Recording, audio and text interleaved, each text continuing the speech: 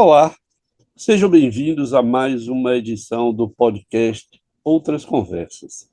Eu sou Antônio Neri Filho, psiquiatra, professor aposentado da Faculdade de Medicina da Universidade Federal da Bahia. Para acompanhar meu trabalho, insira-se no canal Conversando com Neri. E hoje eu vou ter o prazer enorme de conversar com um companheiro de trabalho, eu diria há mais de 60 anos, se eu fizer bem as contas, e é psiquiatra, e ele é psicanalista também, Evaldo Melo de Oliveira.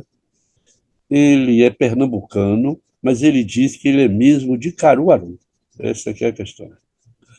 É ex-secretário de Saúde do Recife, é diretor do Instituto RAID, Instituto Recife, e é coordenador do RAID, Estação Agreste, em Caruaru, Pernambuco. É ex-presidente da Associação Brasileira Multidisciplinar de Drogas e ex-presidente da ABAD, Associação Brasileira de Estudos do Álcool e Outras Drogas. Então, Evaldo, começar essa conversa lhe fazendo uma pergunta que eu podia responder pela metade, mas eu queria a sua resposta inteira, que é: quem é você para além desses títulos? Pois é. Olá, Nery. Olá a todos os que participarem e que virão a participar desse encontro. Eu diria que quando você me coloca como caruaruense, eu passei 11 anos da minha vida em Porto Alegre. Eu terminei a residência em 1971. Portanto, eu farei agora em dezembro 53 anos de graduado em medicina. E logo em 72 eu fui para Porto Alegre para fazer a minha residência em psiquiatria, na Associação Encarnação Blaia, na Clínica Pinel de Porto Alegre. Naquela época, a Clínica Pinel era uma das referências da psiquiatria nacional e era a maior referência da psiquiatria a partir da base psicanalítica. E eu fui lá para Porto Alegre, onde passei quase 11 anos. Sempre que eu participava de alguma coisa em Porto Alegre, no Rio Grande do Sul, ou representando a Clínica Pinel, eu fazia-me questão de me apresentar como: eu sou Evaldo e sou de Caruaru. A minha ligação com Caruaru tem a ver com a explicitação da origem na cidade pequena, da vivência da cidade pequena, de crescer numa cidade pequena e tentar sobreviver na cidade grande. Um dia eu estava lendo algo sobre a vida de Elvis Presley e ele dizia como era importante ele ter nascido no lugar onde ele nasceu. O ano passado, Gilberto Gil, veio fazer um show aqui em Pernambuco. Esse show era numa fazenda que foi adaptada para receber grandes eventos, e Gil era um dos convidados. E ele dizia: eu sinto, agora à noite, recebendo que neste palco eu me sinto o menino do interior, que os dias são quentes e as noites são frias.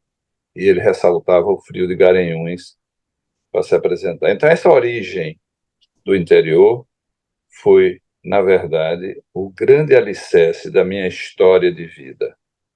Depois do Rio Grande do Sul, eu voltei para Recife. Achei que não cabia voltar para Caruaru. E há 5 anos atrás eu estou de volta para Caruaru para trazer um projeto que começara em Recife e que agora está se desenvolvendo em Caruaru, que é o projeto do Instituto RAID, que é o projeto do cuidado em liberdade. Quando eu e o doutor Escobar decidimos que íamos abrir um serviço, nós estávamos trabalhando no serviço público, tanto o doutor Escobar quanto eu, e nós tínhamos perdido a eleição. E os sabores dos ventos políticos nos perturbavam a ponto de que Não adianta, a gente precisa ter um lugar que não feche, a não ser que nós decidamos fechar. Porque todo movimento era para fechar dois serviços públicos de excelência que nós criávamos aqui em Recife. Não fecharam os dois serviços públicos, porque houve uma grande movimentação da população de usuários, de familiares, de técnicos, esse serviço não fecharam, mas ao longo desses últimos 30 anos, eles foram abandonados, esses serviços, e hoje a gente assiste, na verdade, à depauparização desse serviço público. Então, eu sou um homem do interior, que sempre que pude, sempre que fui convidado, participei do serviço público. Como o Nery falou, eu fui secretário de saúde da cidade do Recife, e lá a gente, nessa época, cria a maior rede de saúde mental das capitais brasileiras. Então, a minha introdução é assim: quem sou eu? Eu sou o homem do interior que tem aprendido a sobreviver na capital e que nos últimos 5 anos tem voltado para o interior para sentir o calor, né? Embora Caruaru já seja uma cidade maior, uma cidade com mais de 350 mil habitantes, mas eu continuo sendo um homem meio rural e meio urbano. Evaldo, é, quando eu pensei nesse tema que nós vamos conversar hoje, a primeira pessoa que veio à minha cabeça para conversar foi você, por várias razões. Primeiro, um psiquiatra de excelente formação, é, psicanalista, coordenador, fundador e coordenador do RAI de Recife e da Estação Agreste. Você disse ex-secretário de saúde da cidade do Recife, ex-presidente de duas associações importantíssimas no Brasil. E eu não tive dúvida de que seria com você que eu conversaria sobre esse tema que emerge de tempos em tempos e depois vai para o silêncio, que é o assédio. Nós, de tempos em tempos, ouvimos falar, como recentemente, em assédio sexual, produzido por personalidades inimagináveis. Nós sabemos do assédio nas empresas, nós sabemos do assédio na família, que raramente se fala. Maridos assediam mulheres, suas mulheres, mulheres menos assediam maridos, famílias assediam filhos, avós assediam netos, e a gente fala pouco disso. Então, eu queria começar lhe colocando essa questão.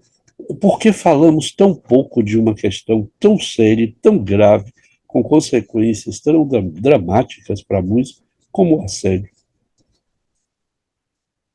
Qualquer relação assimétrica, Nery, qualquer relação de poder, ela é, em princípio, uma relação em que pode se gerar o assédio, sempre que uma pessoa se sente com mais poder do que a outra, né? Nery, você sabe que eu fiz uma live há 2 anos atrás sobre a questão do estupro, que o estupro seria o ponto máximo do assédio sexual, né? E o interessante dessa minha live, e eu fiz essa live a partir de uma série que eu vi na televisão, que era exatamente o estupro dentro de uma relação. A gente está muito mais acostumado a falar de estupro entre duas pessoas que não têm relação, uma relação afetiva, né? E era o estupro dentro de uma relação afetiva.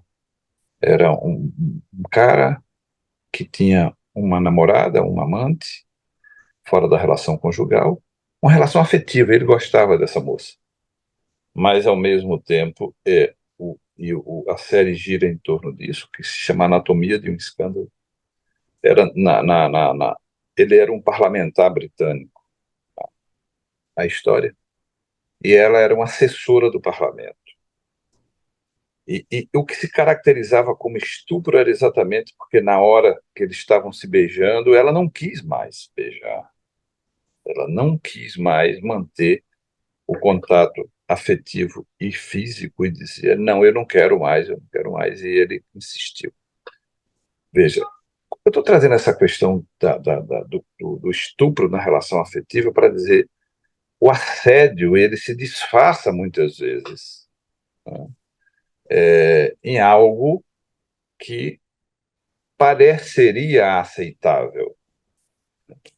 E, e, mas eu sempre digo que sempre que exista uma relação de poder, sempre que exista uma relação de poder ou uma suposta relação de poder, você pode usar esse poder para poder assediar moralmente e, às vezes, sexualmente aquela pessoa que está dentro da relação assimétrica, a relação de poder.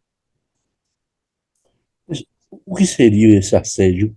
Que a gente diz, o assédio.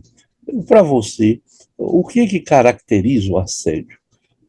Só para colocar a questão para dificultar a sua vida, outro dia uma pessoa me disse, atualmente é muito difícil se fazer um elogio, porque a gente não sabe mais se podemos dizer a uma pessoa você é bonito ou você é bonita, tem as questões raciais, se for um branco com uma preta, ou for uma preta com um branco, às vezes branco com branca, preto com preto, fica difícil. Então, como é que você define o assédio? Qual é o limite, né, para dizer isso é assédio, não é assédio? Deixa eu complicar mais tua pergunta antes de Uhum. respondê-la, Nery. Veja. É... E o assédio moral, que é mais complicado ainda, não? Quer dizer, você tem uma pessoa que trabalha com você, você tem uma pessoa que não cumpre aquilo que foi acordado no contrato de trabalho, e de repente, se você cobra coisas do contrato de trabalho, você pode ser acusado de assédio moral. Entende? Quer dizer, dizia uma pessoa, como é difícil nesse momento você abordar a pessoa descomprometida com o trabalho, a pessoa preguiçosa, como se usava antes, né, que não cumpre, porque esta pessoa, a qualquer momento, ela poderá lhe acusar de assédio moral, porque até uma simples cobrança de tarefa, uma simples colocação sobre algo que foi acordado. Mas o assédio, para mim, né, é sempre a possibilidade de alguém, e eu volto a dizer, assédio tem uma relação direta com a relação de poder, é criar uma situação em que haja um constrangimento para outro. O assédio tem a ver com um constrangimento. Por isso que o constrangimento pode ser um constrangimento moral, relacional, ou pode ser um constrangimento físico, ou psicológico, ou financeiro. Né? Quer dizer, a, a, a caracterização deste tipo de situação, ela precisaria ser mais clara para que ela não significasse qualquer coisa ou tudo.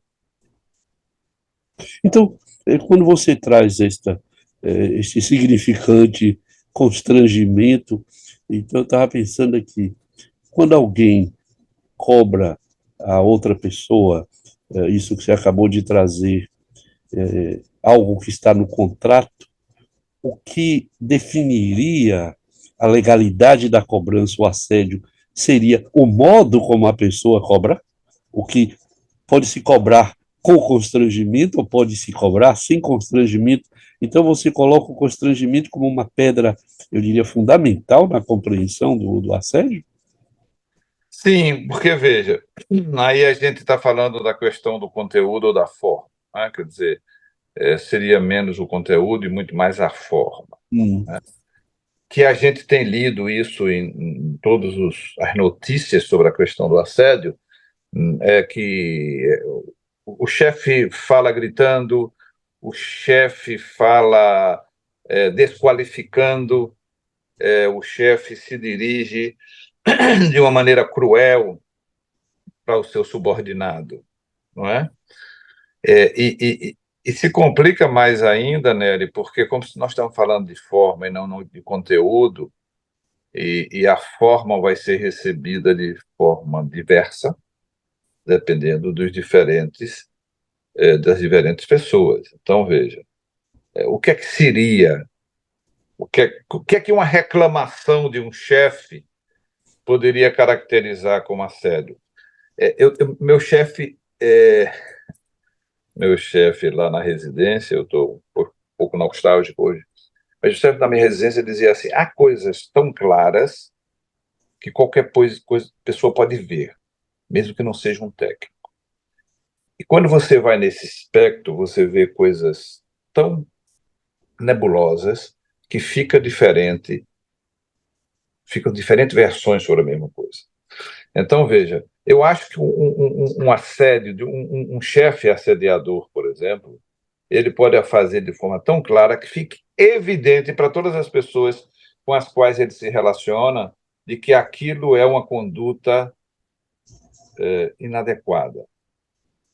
Mas a sutileza do que sensibiliza o outro, do que constrange o outro, faz com que esse constrangimento, sentido por uma pessoa, pudesse ser transformado numa fala mais dura por outra, sem ser uma fala de constrangimento. Então, é difícil a gente caracterizar nele se a gente está falando de pessoas e de sensibilidade diferente de pessoa. Entende? Evidentemente que algumas situações são tão claras, não é? Elas são tão exacerbadas que para todos fica claro de que houve ali um exercício da relação de poder perverso, que essa, na verdade, seria a formulação até psicanalítica, é o exercício da relação de poder perversamente, né? Onde o outro, onde você machuca o outro, na sua sensibilidade, na coisa física, no for. Então, a questão mais difícil é quando esse assédio se faz nesse outro polo que você traz, quase invisível.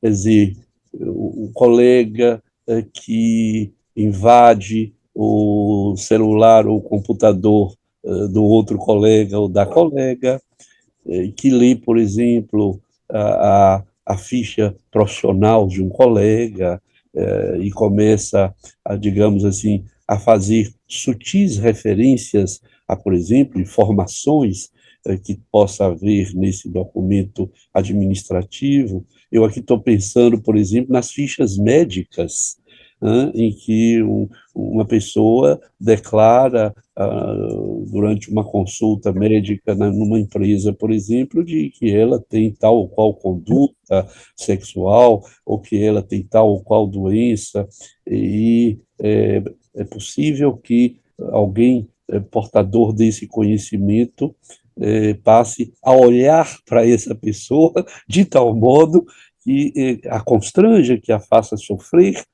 que indique que algo ali a submete de um modo que eu diria quase da ordem do terror.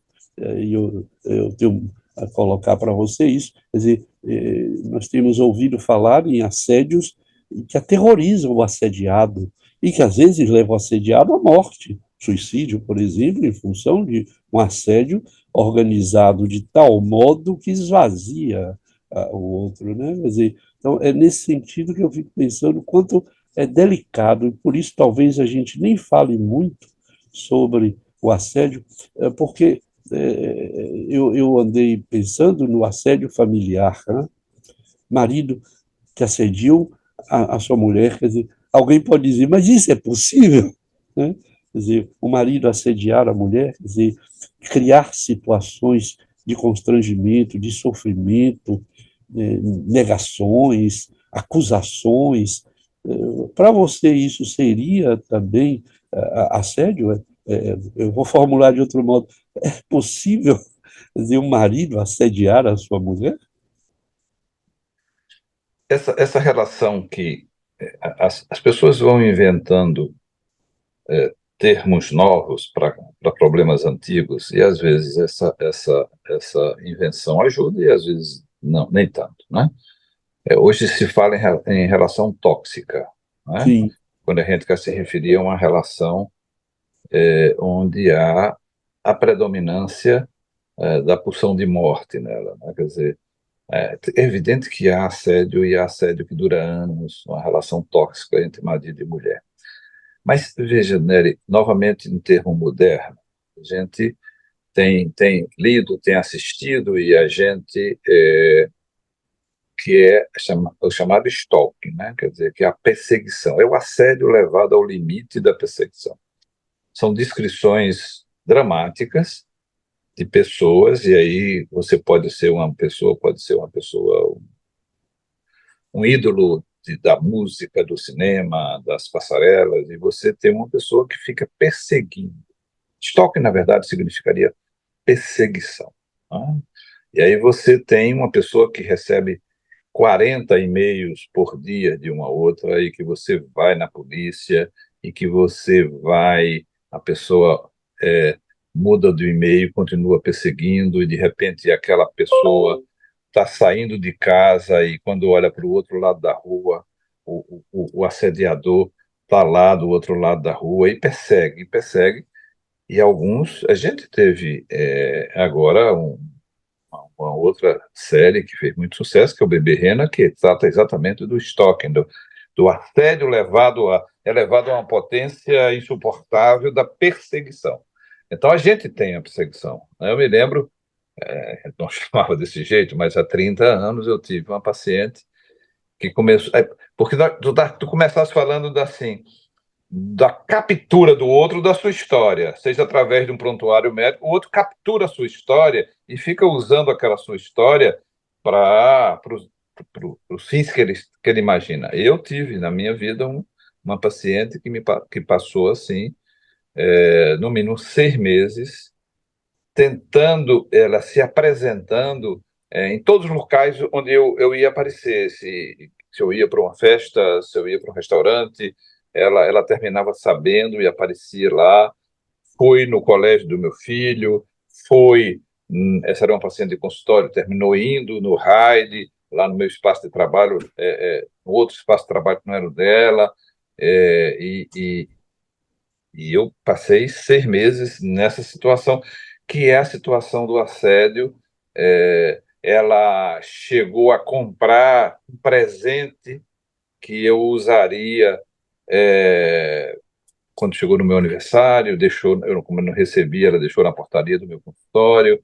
Então, veja, eu estou trazendo, inclusive, essa situação pessoal, porque parece que, por um viés, quando a gente está falando de assédio, a gente sempre está falando das mulheres sendo assediadas por homens, né? Quer dizer, e eu estou falando do inverso. Mas também, Nério, quando você estava falando do acesso a prontuários médicos, e isso usar esses elementos da própria ciência, da própria clínica, como constrangimento, eu me lembro que há mais de 30 anos, 35 anos, que eu não tenho ficha dos meus pacientes no meu consultório. Eu passei a não registrar nada no meu consultório, a não ser o nome, o endereço e o telefone, né? Porque há 35 anos atrás, não sei, pode ser 35, pode ser 40, quando a gente está nessa idade, a gente mistura tudo.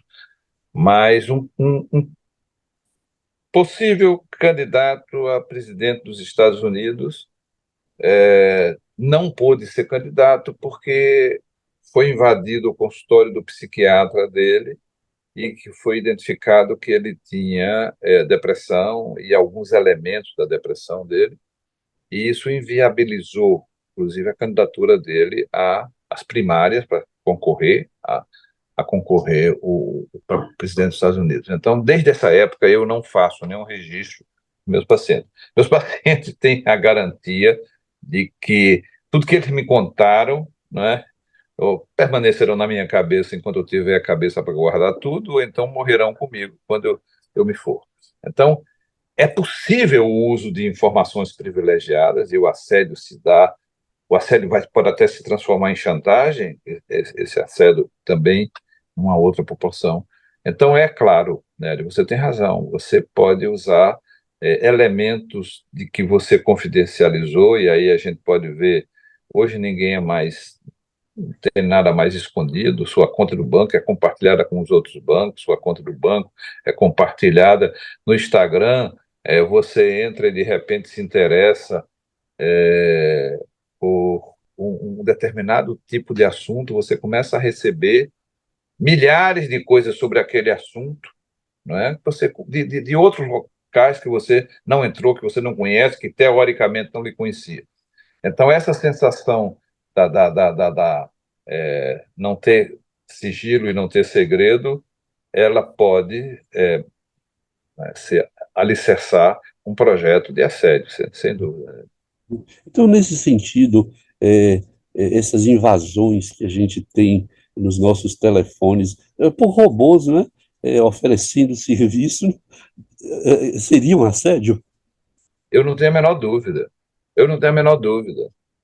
Eu recebo, como você recebe, né, e como as pessoas que estão no vendo também recebem, dezenas de telefonemas todos os dias de operadores de telefone, outras coisas que eu não queria receber. Eu digo isso, veja, eu já falei umas 10 vezes, por que vocês não escrevem aí que eu não quero receber? Eu não quero receber telefonema. Eu tenho meu plano, estou satisfeito com o meu plano, e quando eu não tiver, eu procurarei um outro plano. E, Nery, eu tenho muita paciência quando isso se dá através de uma pessoa, porque eu sei que essa pessoa está trabalhando nisso. Eu digo para ela, veja, eu estou aqui no dia de sábado, eu trabalho a semana inteira, eu estou no dia de sábado, você me liga no dia de sábado para me oferecer alguma coisa que eu digo que não quero e você continua insistindo em falar comigo, eu já disse que não quero. Entende? Quer dizer, nós somos assediados, certamente, por isso.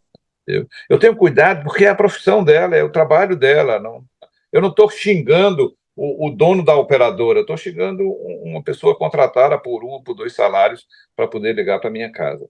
Então, nós somos assediados, né? Nós vivemos refém de qualquer manifestação que você faça, né? Isso, como eu estava dizendo no Instagram, eu estava interessado em comprar uma coisa para o meu sítio, e de repente eu começo a receber dezenas de anúncios sobre coisas relacionadas àquela que eu tinha pesquisado.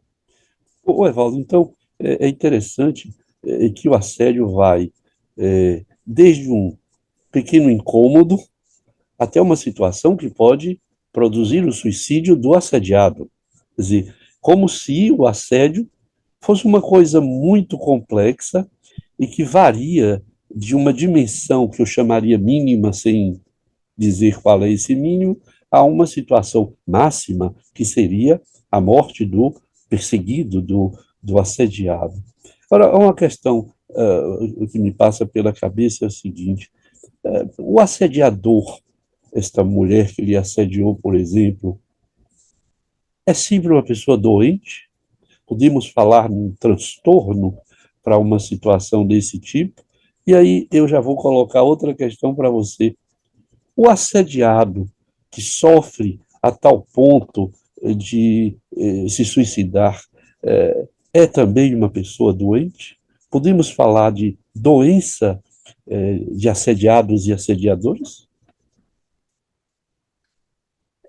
Se a gente fala, podemos falar de patologia, não é? Podemos falar de patologias.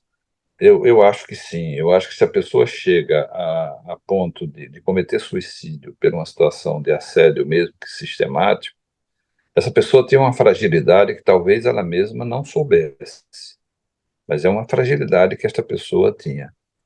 Por outro lado, então, a pessoa assediada, vulnerável, frágil, pode chegar a ponto de se sentir num beco completamente sem saída e tentar contra a própria vida.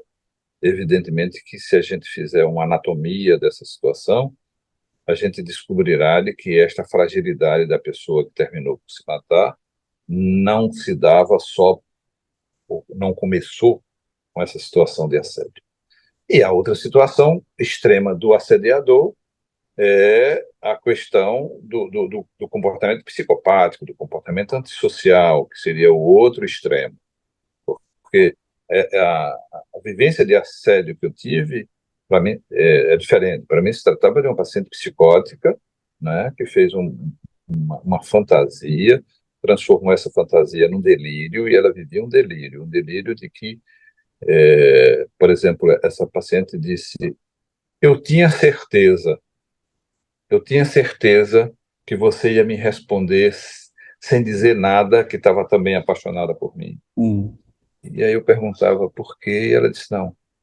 Eu disse: se ele vier de camisa branca hoje, ele é o sinal de que ele está apaixonado por mim, mas não pode falar. Né? Quer dizer, aí nós estamos falando do distúrbio, psicótico, né? Mas o assediador tradicional, ele tem muito mais um transtorno de personalidade, né, do que um transtorno da área da neurose ou da psicose. O Você está perseguidor. pensando na perversão? Estou falando da perversão, estou falando do comportamento antissocial. Por coincidência, né, nós estávamos ontem no restaurante e nós estávamos falando que a sociedade precisa se preparar para esse tipo de coisa, e a sociedade está respondendo mais prontamente quanto a isso. Nós nos lembrávamos no restaurante que até 5 anos atrás era extremamente comum aqui em Olinda ou em Recife, no Carnaval, possivelmente em Salvador também, que se formasse um verdadeiro corredor polonês, e se as meninas passassem, todos aqueles rapazes beijariam a menina que estava passando, né? Dizia a menina na mesa do almoço ontem: não, não, nós já sabíamos que não podíamos ir em Olinda em tais ruas, porque naquela rua tinha um pessoal que ia agarrar para beijar. E aí vinha um raciocínio, que vem a participação, a compreensão. Ele disse assim: e eu ouvi muito de muitos amigos, mas se você sabia que naquela rua tinha ali, por que você foi naquela rua? Como se as mulheres não pudessem transitar em determinadas ruas, porque aquela rua. Então, veja, e aí é o assédio da força, nesse caso do carnaval, né? E hoje em dia as mulheres estão mais protegidas quanto isso, né? O cara não ficará barato se acontecer essa coisa de agarrar a força e beijar, como era a prática, né? Eu estou falando, nós estávamos falando, eram as meninas de 40 anos que estavam falando, a prática era essa, né? Portanto, a gente já entra numa outra seara, que é a área da sociedade, o quanto a sociedade encobre esses assediadores, né? Seria assédio esse corredor polonês? Claro, seria um assédio levado a uma potência, né? Quer dizer, não, porque você estava falando, falar que a mulher bonita, ela é um elogio ou é uma cantada? E a cantada seria próximo do assédio? Era isso que você estava dizendo. Até que ponto seria um assédio ou uma cantada, um elogio que se dirige a uma mulher? Nós estamos colocando, eu estou me colocando também nessa situação, né, para a gente não pensar assim, não é só a fragilidade da mulher que gera esse tipo de coisa. Evidentemente que, majoritariamente, nós estamos falando do poder, inclusive do poder físico, do poder do preconceito, o poder que tem também a dita assimetria entre homens e mulheres. Mas a gente normalizava, ficava puto, né? Numa situação, mas normalizava. Lá na rua tal do Carnaval de Olinda, as meninas não vão. Eu avisava para minhas filhas, então veja, vocês sabem, determinadas ruas têm determinados riscos. Você falou de constrangimento, mas a sua fala me fez pensar numa outra coisa, no acordo. Se alguém toca em outra pessoa e esta outra pessoa aceita esse toque, né, sem constrangimento, haveria lugar para se pensar em assédio? Ou o assédio, por um lado, é, precisa ou pode ser caracterizado pelo constrangimento, mas o acordo que a pessoa elogiada, olhada, tocada, desfaz esse assédio? Eu acho que sim. E eu acho que é sim completamente, entende? Porque quando se instituiu que não é não, eu acho que se não houve um não, né, então houve o consentimento. Se houve o consentimento, passa a ser parceria, e não relação assediador-assediado. Né? Uhum. O que caracteriza para mim o constrangimento é o não. Sim, Né? sim. Você pode dizer, numa relação assimétrica, como, por exemplo, patrão e empregado, o empregado terá muita dificuldade de dizer não, porque o não implicaria em outras coisas, outras consequências. E eu vou dizer sim, é verdade. Hum. No entanto, nós temos a todo momento, nós, a sociedade, alertado as mulheres que ele exercer o direito do não, sem dúvida. A gente certamente está aqui também conversando sobre isso por conta de fatos recentes, porque a gente sempre está caracterizando o assediador, né, como uma pessoa execrável, como uma pessoa, e aí eu estava falando sobre a psicopatia, sobre a perversão, né, e a gente não deve fazer nenhuma avaliação, né, pseudoclínica de nenhuma situação. Mas quando a gente vê um assédio que vem através de uma pessoa que a gente admira, uma pessoa que passou a vida inteira defendendo exatamente o contrário, eu acho que este tipo de assédio, né, ele ganha uma força muito maior, porque, porque ele se instala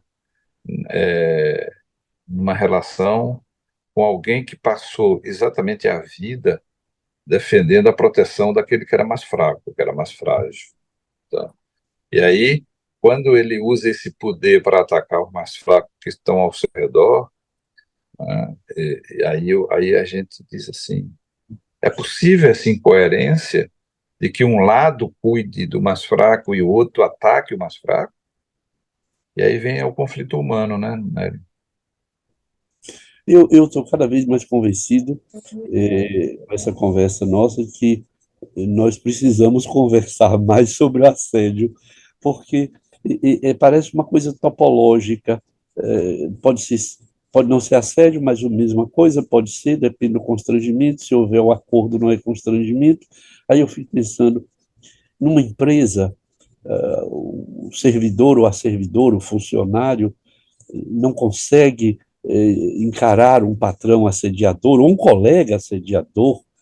Quer dizer, as implicações disso, perda do emprego, quer dizer, que não é uma coisa sem preocupação Não é atualmente, uma coisa simples, né? Perder o emprego não é uma coisa simples. não é? Quer dizer, tem variáveis que aprisionam o assediado, quer dizer, que não dá. Mas eu queria exatamente trazer essa questão para você refletir um pouco. Por que os assediados não saem desse lugar, não denunciam, não recorrem à lei, à justiça, às ouvidorias? Por que se estabelece, eu diria, quase que um jogo, né? De um subordinado e um subordinador, um, um acusador, alguém que machuca e alguém que é machucado. E eu não estou nem pensando aqui numa relação sadomasoquista, em que haja aí outra dimensão, seria outra conversa. Mas por que que as pessoas não saem disso, né? Não conseguem romper com esse, esse ciclo assediador? É, primeiro porque os assediadores são protegidos pelo lugar que ocupam. Tá? Quantas e quantas vezes eu estava vivendo essa situação no meu consultório, agora, o mês passado, em uma moça traz que ela foi assediada e molestada pelo padrasto, né? E ela diz, eu tentei dizer para minha mãe isso N vezes, N vezes. Ela começou dizendo que eu estava enganado, que a pessoa era muito boa, era uma pessoa carinhosa, não sei o quê. E isso foi levado assim à negação. Você está inventando, você está criando uma situação. Então, veja, às vezes as pessoas assediadas não tem quem os escute, né? Sim. Então, você, porque essa fala pode ser descredibilizada, como a minha paciente estava sendo pela própria mãe, né? E depois a identificação da queixa contra essas pessoas poderosas, não é? Elas também morrem pelo poder que a pessoa tem na sociedade, na família, o poder na empresa. Então, veja, e aí a pessoa ouve, não, mas tudo bem, não leva na ponta da faca, não leva assim tão a sério, não sei o quê, ele é brincalhão. Então, é a descredibilização daquele que foi assediado. Depende do poder que tenha o assediador, poder sobre ela e sobre as outras pessoas, e depende também da ausência de espaços para ouvir sobre essas queixas, né? A ouvidoria precisaria ser muito mais célere para, inclusive, a ouvidoria não vazar para que o assediador ficasse sabendo antes que viesse a resolução. Então, veja, quando a gente acompanha essas eleições, né, e a gente vê alguns crimes eleitorais que não tiveram respostas rápidas, e a resposta para poder ser eficaz ela tem que ser rápida, né? Quer dizer, a ministra Carmen Lúcia falava da necessidade de haver, e a justiça representando esse poder moderador, a gente fala de assédio e assediador, o assediador tem que temer esse poder moderador que vai agir o mais rápido possível para proteger aquela pessoa mais vulnerável, né? Quer dizer, as pessoas ainda se sentem com todo o direito de dizer qualquer barbaridade, mesmo que seja uma barbaridade mentirosa e subvertora da norma. Nesse sentido, é difícil, porque é difícil que a pessoa que está na posição de vulnerabilidade tenha credibilizado a sua fala, o seu sofrimento. Eu acho que é isso. O que me faz pensar que o campo político é um campo, por excelência, de assédio. É porque é um campo de exercício do poder, e às vezes o poder mais cruel. É o exercício do poder mais cruel. As pessoas às vezes são temidas não pelo aquilo que podem fazer de bem, mas pelo aquilo que podem fazer de mal.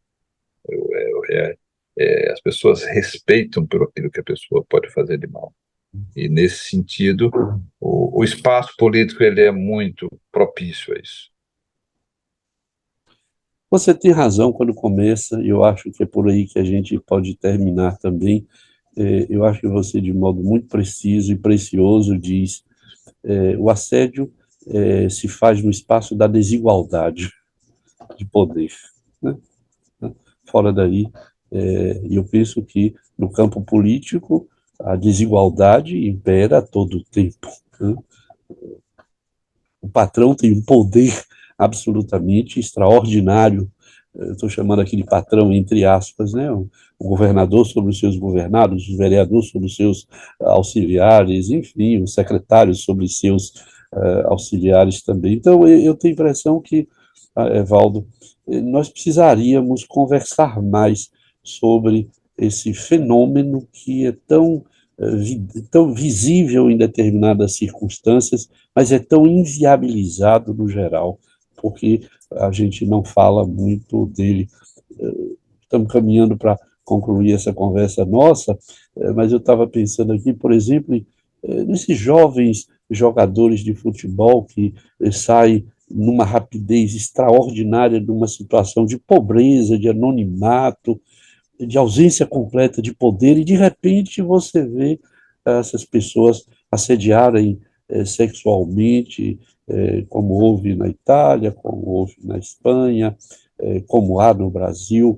Quer dizer, aí eu tenho dito, precisaria de uma intervenção, precisaria de um acompanhamento psi prévio a essas pessoas, porque é como se elas se perdessem no todo poder, e aí fazem intervenções na vida de pessoas que são muito danosas. Mas eu vejo também, recentemente, no Brasil, nós tivemos uma denúncia de assédio entre dois poderosos, né? Quer dizer, e aí a pessoa assediada diz: há 2 anos estou sendo assediada. Aí eu fiquei me perguntando, mas como que há 2 anos essa pessoa não denunciou rapidamente, ponha-se no seu lugar ou denuncia? Quer dizer, eu fico impressionado, eu confesso. Às vezes eu penso uma coisa, depois eu penso outra, mas de qualquer sorte, eu acho que nós precisamos conversar mais sobre esse fenômeno que me parece mais sério, mais cotidiano do que a gente possa imaginar. Não sei se você concorda com isso. A gente precisa, não é? Meu chefe lá de Porto Alegre dizia assim: uma sessão terapêutica é um campo cirúrgico, porque tudo que você puder falar ou puder viver pode contaminar esse campo cirúrgico, né? Quer dizer, tudo pode trazer contaminação, tão delicado que é a relação terapêutica. Esse é um campo muito difícil, porque quando a gente está falando, quando você está falando, né, eu só me vem na cabeça a ideia de que por que as pessoas não se sentem motivadas para muito rapidamente, muito prontamente denunciarem essas situações. Você lembrou uma situação de uma mulher esclarecida, uma mulher poderosa também, mas mesmo assim ela repetiu o mesmo padrão daquelas mulheres menos empoderadas, aquelas mulheres mais vulneráveis. Ela não tinha, não, ela não estava numa posição de vulnerabilidade, mas mesmo assim ela agiu dentro desse lugar da vulnerabilidade, né? Quer dizer, a possibilidade de você lidar com uma pessoa, um assediador, principalmente aquele mais com traços mais psicopáticos, mais destruidores, ele assusta em qualquer situação, né? Quer dizer, como eu dizia, pelo mal que pode fazer. Mas acho que ainda a gente precisa conversar muito, porque isso está muito mais presente do que a gente toma notícia e a gente toma conhecimento. Mas eu acho que essa nossa conversa, que é uma conversa de dois profissionais, mas do ponto de vista, inclusive, da legislação, nós somos leigos, nós não sabemos até que ponto a legislação realmente protege ou vulnerabiliza as pessoas. Nós estamos falando de coisas que a gente leu, de coisas que aconteceram no consultório, mas isso traz assim, isso está acontecendo agora enquanto a gente fala. Tá? São 6 estupros por dia, pô, num espaço pequeno, 6. Né? Agora, nesse momento, pode estar acontecendo um.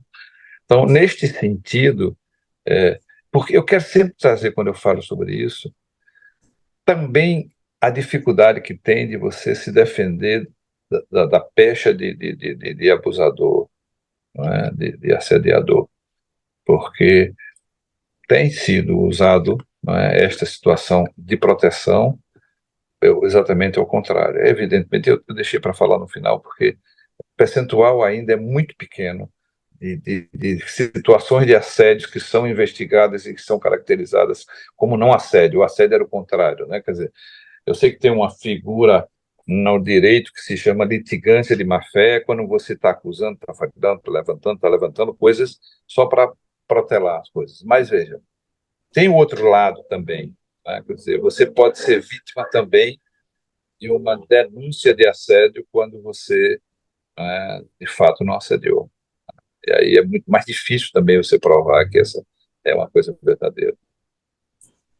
Meu caro Evaldo Melo de Oliveira, meu caríssimo amigo e irmão, eu acho que nós estamos iniciando a conversa sobre um tema que precisa ser melhor discutido. E você traz essa questão de, inclusive, falar com alguém do direito sobre a lei, sobre quais são as possibilidades que a lei dá para o assediado.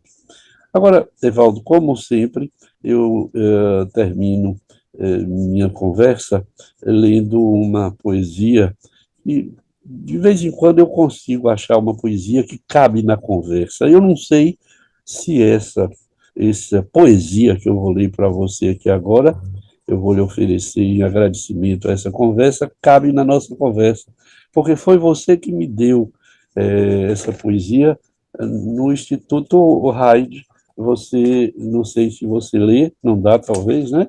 Não dá, Não, não dá para ler, mas você me ofereceu algum tempo atrás lá no Instituto o Samba da Utopia, que é de uma poesia que cabe na nossa conversa, porque diz que se o mundo ficar pesado, eu acho que está pesado, eu vou pedir emprestado a palavra poesia. Se o mundo emburrecer, e está, eu vou rezar para chover palavra sabedoria. Se o mundo andar para trás, vou escrever num cartaz a palavra rebeldia. Se a gente desanimar, eu vou colher no pomar a palavra teimosia. Se acontecer, afinal, de entrar em nosso quintal a palavra tirania ou assédio, pegue o tambor e o ganzá, vamos para a rua gritar a palavra utopia, que eu acho que é o que nós estamos fazendo aqui, discutir, levantar a utopia da conversa possível que nos levará a alguma solução, a alguma modificação, enfim, mas é preciso pegar no ganzá e no tambor, ir para a rua, gritar, denunciar, reclamar, para encontrar algumas alternativas. Então, obrigadíssimo por essa generosa conversa que você me acordou. mas Nery VG, eu é que agradeço. Eu acho que tu tens o dom de trazer uma conversa de bar, no melhor sentido da conversa de bar, para se conversar para temas que são extremamente relevantes, né? Quer dizer, eu acho que conversar sobre essas coisas sem academicismo, sem estar explorando a questão que tanto ofende aos ouvidos normais, que é você ficar em citações, em citações, em citações e falar das coisas dos outros, eu acho que você traz toda a problemática para a nossa vivência do dia a dia e para a nossa intimidade. Eu acho que as conversas com Nery são sempre conversas muito íntimas, muito próximas e, portanto, muito gostosas. É um prazer estar com você, meu irmão. Saudade da Bahia. Um beijo grande. E para todas as pessoas que virão a assistir essa nossa conversa. Um abraço grande para todos. Obrigadíssimo. E se você gostou dessa conversa, dê um like, comente, discuta, escreva, reclame, e só assim nós vamos encontrar as soluções. E se inscreva no meu canal Conversando com ele. Então, até a próxima conversa.